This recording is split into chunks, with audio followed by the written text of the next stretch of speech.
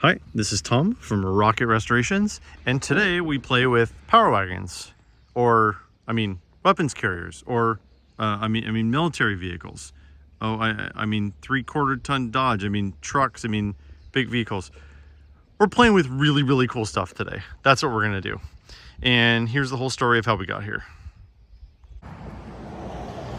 All right, before we do our trip up north to get this truck, I just wanted to share with you some very exciting news. We just got a dealer's license.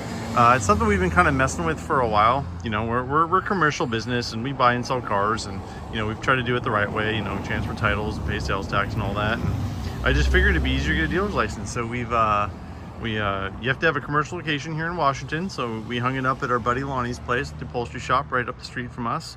And we're pretty excited about this. So we're going to try to be an ethical dealership. You know, there's a ton of classic car dealerships out there that aren't very trustworthy. They're not going to check out cars. They don't care.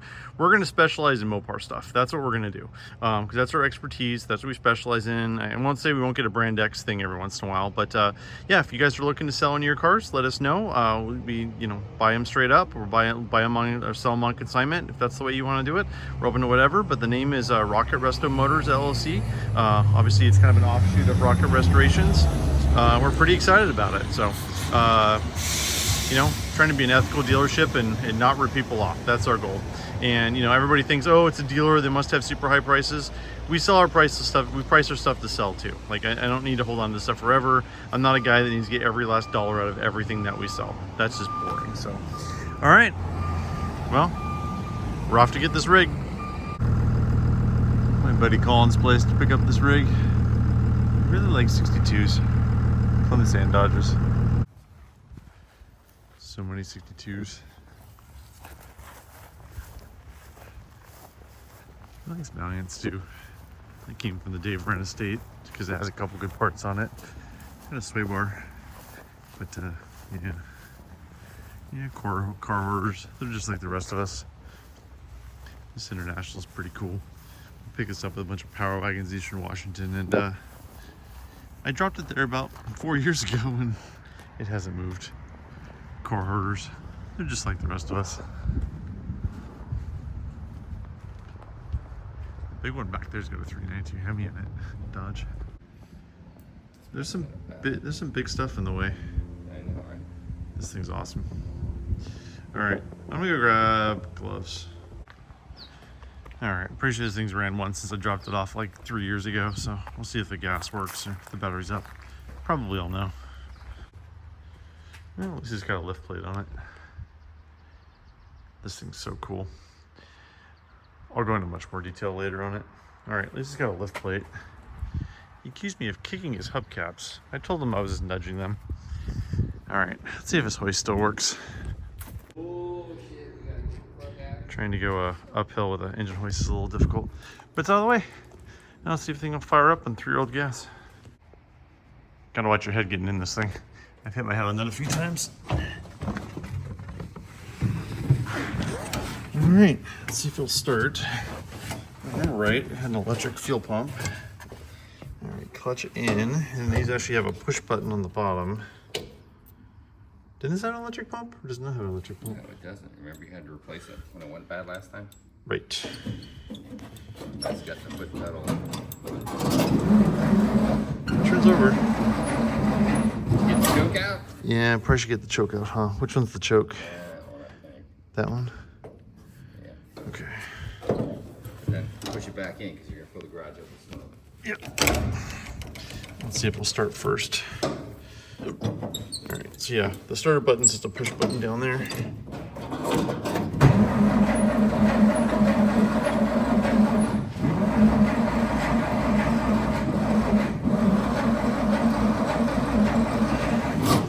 Not happy. All right, let's see if we can find some gas. All right, these open like any other early hood, so lever. It's got the prop rod right there. Oh, I forgot these things are goofy. They have, yeah, it's like a water thing, so it goes way up in the air so they can ford rivers and shit. Okay, let me open up the other side.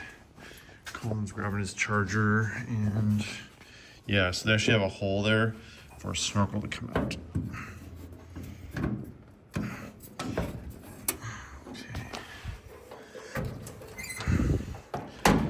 did all this several years ago. Oops. Oops. Forgot you can't open up both sides at once. Colin's getting mad at me already. Probably justified. Nothing to see here, Colin. Nothing to see here. Yeah, see, this thing has to go like down, up, and around. So like giving it gas is a little bit complicated. It doesn't really work. It's not much of an air filter, huh? You almost have to like give it ether or something, like a spray, because if you get gas, it just pools down here and doesn't really go inside the carburetor. Yeah, this is all military stuff. But yeah, it's a straight 6 Mopar motor, the one they used forever. All right, I'm gonna find a charger and some gas. Let's see if this thing will fire up. I do have a winch as a backup, but this is better when they drive. You know, I bought a fancy charger a couple years ago, basically because I couldn't find a basic one. I should just kept on shopping around. These old Sears ones are super simple and they work really, really well. All right, let's throw the battery charger on this thing so we don't kill the battery trying to start it. Just noticed that. Looks like the axles are leaking. Not sure how that works, but Very important on these. When we first found this thing at the estate sale, we couldn't figure out what was positive and negative. You kind of have to figure that out because some of these were like negative ground or positive ground and weird stuff like that. Luckily, this one's 12 volts. A lot of the military stuff was 12 volts.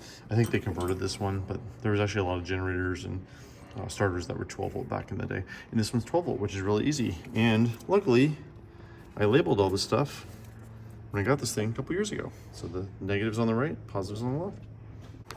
Like the ether. All right, spray it. Again? Yeah. Come on. Oh, didn't want to stay running though. Come on, baby. Yeah, likes the ether. Let's see how much gas this thing has. All right, let's see if it's out. Do a slosh test. Yeah, I don't hear much moving in there. Tap on the bottom. I've smelled worse. A little bit of ether did the trick. Let's feather the throttle a little bit. Look at this thing. Straight 6. This thing's awesome. Alright, filling the whole shop full of gas. Fumes though. Alright, see if I can get this thing outside so I don't, die of carbon monoxide poisoning. Oh yeah, we're good now. Throw some tires in the way.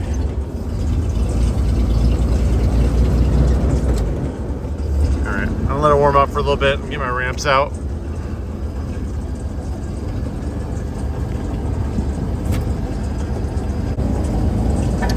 Well, that's unfortunate.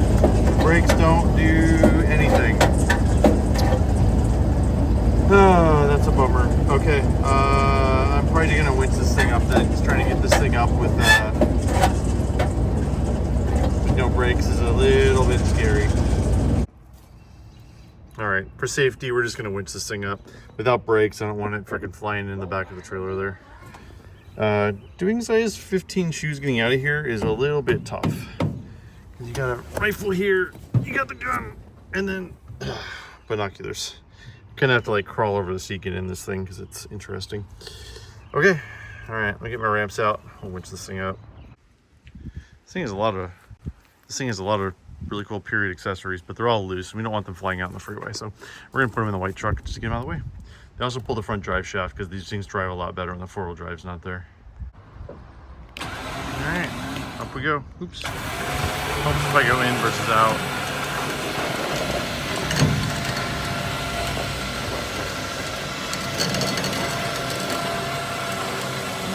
Winch. Thing's not light. It's amazing how far the back of the truck goes up when you put something heavy on the end. Also, I realize that my winch keeps on going off. I probably should clean those connections, but it's not gonna happen now. Okay, this is starting to get annoying. I can go like 5 feet at a time and then it does a weird click on the relay. I know how to fix this, I'm just choosing not to do it.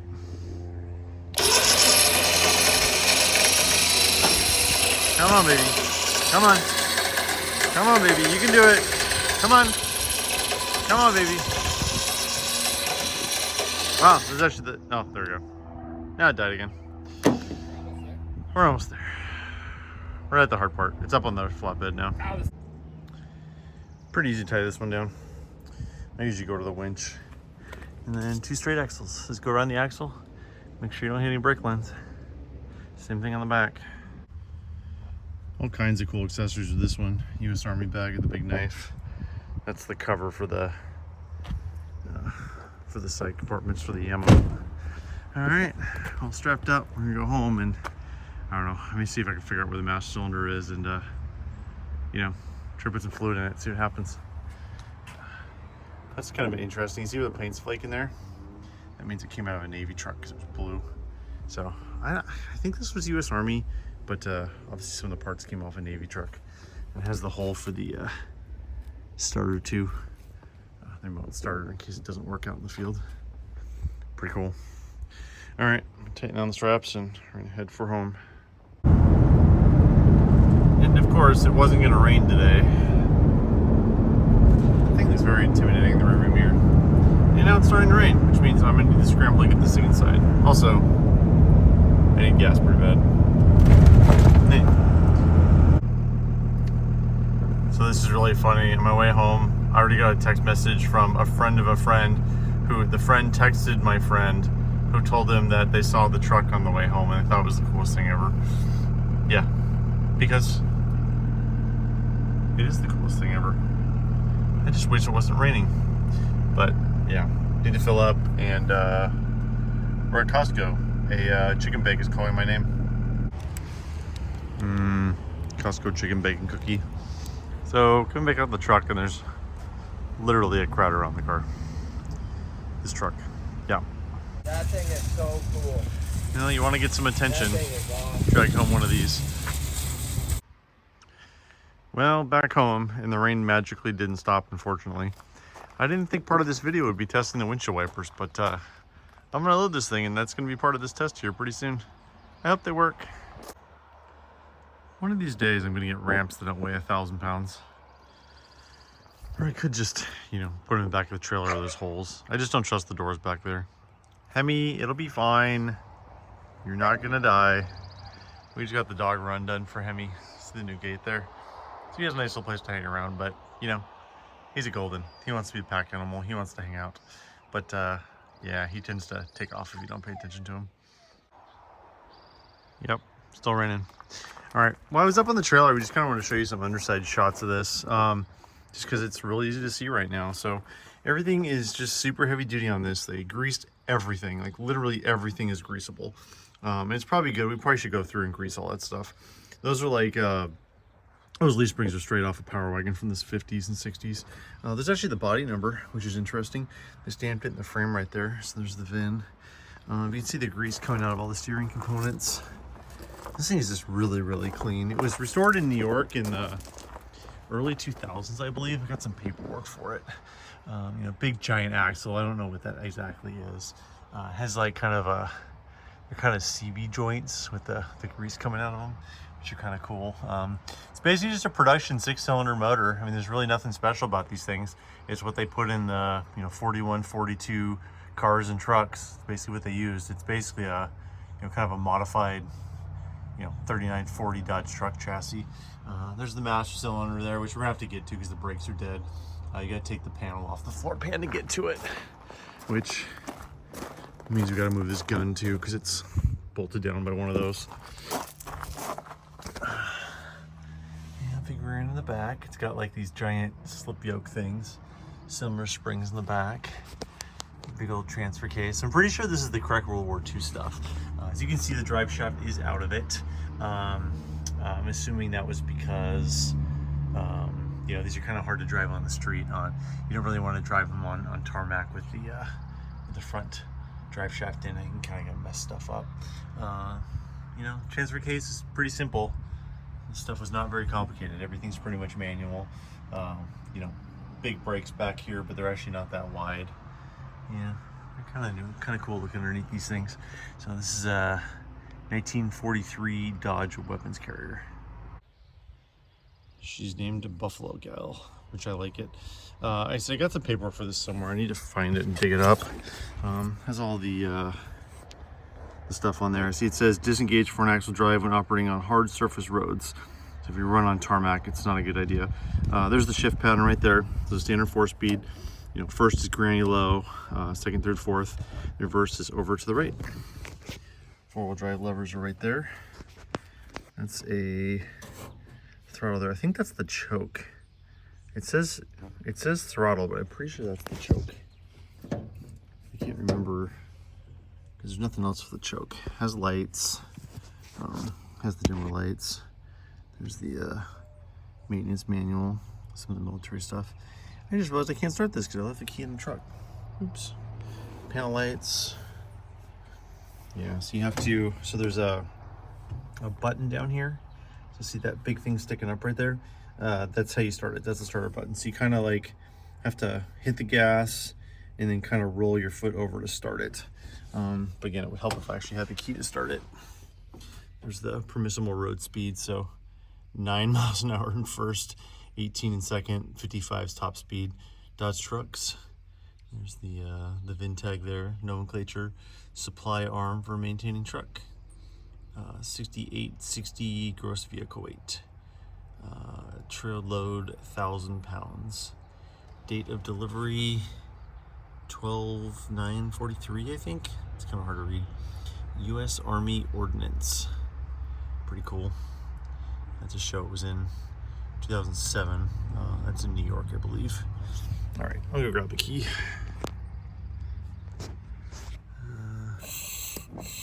The wipers do work.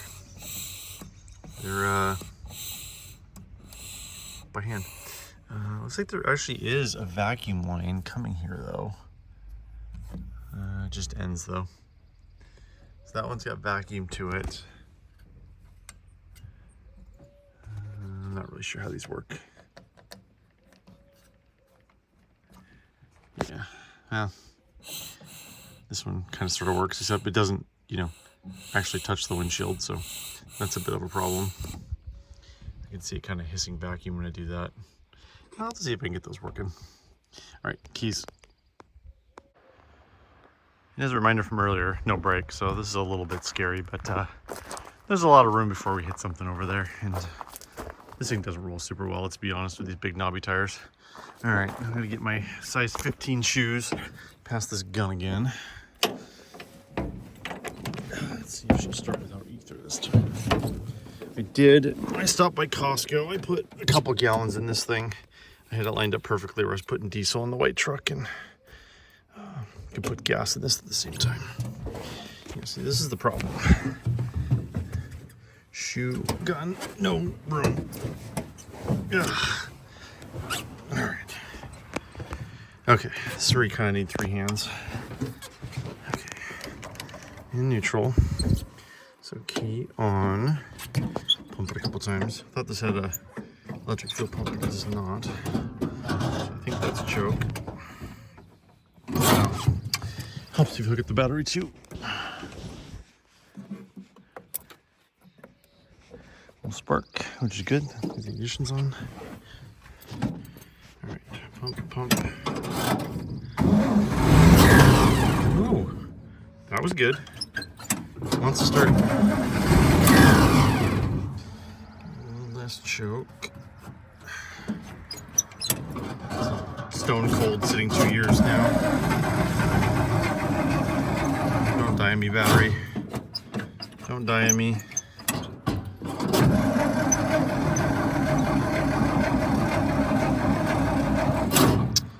All right, more choke.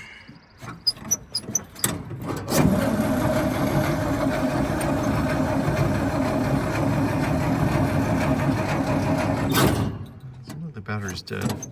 That's weird that it just started. Must have gotten gas to the car, but now gas to the car, yes.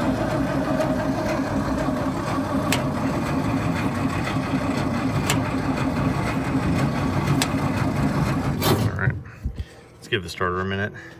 I may have to go grab the magical mystery sauce to get this thing started. Would you just watch videos of tall guys trying to get out of tight situations? Ugh. Look at this. There's like no room here at all.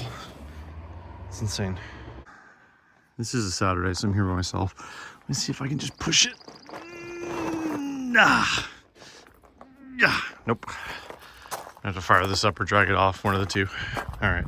Let me go grab Magical Mystery Sauce, aka starting fluid. Looks like Jamie used most of this in the 57 Plymouth convertible last week. There's a little bit left. We'll see if hopefully it's enough. Okay, and try a little starting fluid. Our part here is this only lasts so long, so I have to like do it, run on the truck and try to start it real quick before it all wears off. Because again, we went over this earlier. I think this is a fording thing for the military. So the gas go down and up. So you can't just pour gas down the carb because it's not really a downdraft. Well, I mean, I guess it is, but it's kind of a side draft, downdraft. So you can't just put that in, it doesn't work. Here's the choke cable right here. So let's see if this works. Well, that was fun. So I sprayed the carb, had to run all the way around it, fired it up without crawling in because, you know, I can't get in past the gun. And I fired it right up. So turned the choke off, just giving some gas. I really don't want it to die. It's also not really strapped to the trailer right now, so you can pretty much fall off at any time. So let's see if I can take the gas off and see if it dies or see if it keeps on running. Ah! Of course it died. That's what I was afraid of. This is what I get for trying to film this. All right, that worked again. So a little bit of squirt of starting fluid. I don't know what's wrong. Could just be the gas is a little, who knows. Jamie doesn't know it yet, but it's gonna be his job. Oh wow, the horn works. It's not very loud, but the horn works. This is gonna be Jamie's job on Tuesday when he comes in, trying to get this thing running a little bit better. So I don't like using starting fluid. The gas gauge actually works. It was a little below half. I put 3 gallons in at Costco. Oil pressure looks good. It's actually charging too. I should have a generator though. I haven't actually looked. These are the running lights. Right there. No, keep working on. This has like the dimmer lights too. It actually has turn signals too. They're in the grill on the back. Which is kind of nice on a modern road in a modern car. Alright, we're just going to let this idle for a bit because I really don't want it to die again. These are cool binoculars. They're vintage sight finders. Yeah, see, this thing has so much cool stuff outside, I really can't leave it out in the rain. At least it finally kind of stopped. These do nothing. I'm not saying like they do a poor job, they literally do nothing. He doesn't even touch the windshield. What's even the point? Yeah, there's the old registration from New York. Looks like it was there in 09. Alright, let me get this thing off. Hopefully I don't hit anything. Alright, normally I'm not this conscientious about dying, but seeing this thing won't start without starting fluid, I really want to see if it'll idle on its own.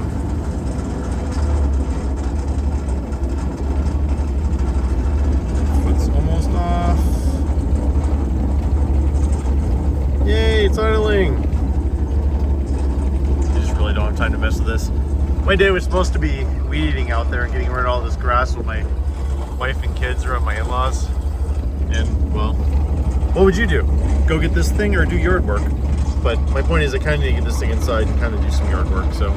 But yeah, it's idling. All right, let me put the air cleaner back on, shut the hood, and I'm gonna do a lap in this thing. Not a bad noise. Asking for a friend. I wonder if the water pump's actually greasable on this. That would fix that. Well, time to do a lap. Alright, I think this guy's just going to be my companion on the trip. Alright, let's see if I can set my camera up so I can actually like drive and film at the same time. Yeah, if I was smart I'd have like camera mounts and stuff, but I'm not. Alright, keeps on trying to die. Can they make this corner? Turning radius of this thing is not exactly good.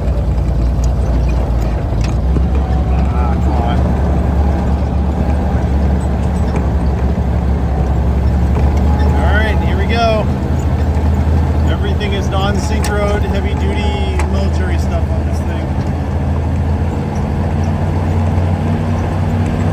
Just gonna keep it in first for now. I'm not great at shifting. Unfortunately, my trail dusters are gonna have to go outside. So yeah, remember that label saying that 9 miles an hour in first gear? They weren't kidding. It's also really loud. I hope you can hear me. Want a visceral raw driving experience, this is your rig. Alright, I can't deal with this. I'm going to try it first and second shift. I'm going to try to double clutch it. I'm not good enough to float gears. Let's see what happens. Nope. Ground the gears. Docking. Now we're in second. Now we're really bouncing. This thing doesn't have much suspension on it. I did get my brush hog hooked up, so I can hopefully mow the field here pretty soon. Alright. Gotta go in that garage. So let's bring around the buildings here, see if I can make this corner. As I said, the turning radius is Titanic-like on this thing. Not exactly built for maneuverability, it's built to survive, well, Europe.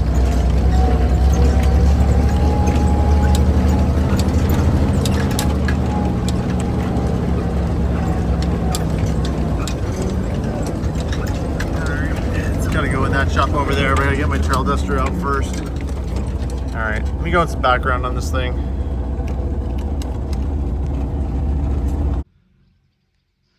This thing is really fun to drive. I just turned it off. We'll see if it starts again. I figured it's fully warm now, so this will be a good test to see if she'll start on her own. So a little history on this rig. So there was a guy locally, the guy's name was Don Pollock, and he was a big collector of military and power wagon vehicles, and I actually bought a bunch of like civilian power wagons from him, and this is one that he had in his collection, and I guess it was restored in the early 2000s in New York. I don't know a ton of history of it back there. We have a couple flyers and everything I needed to decode, but yeah, it was restored back there. But Don was like a huge military collector, and he passed away a few years ago, and I ended up buying a bunch of stuff from the estate, and this was one of the rigs that we bought from it. And this thing was really cool. I drove it in our little town here in Little Rock has a parade every year, so we actually took it out in the parade one year, and everybody loved this thing. As you saw earlier, this thing people just flocked to it.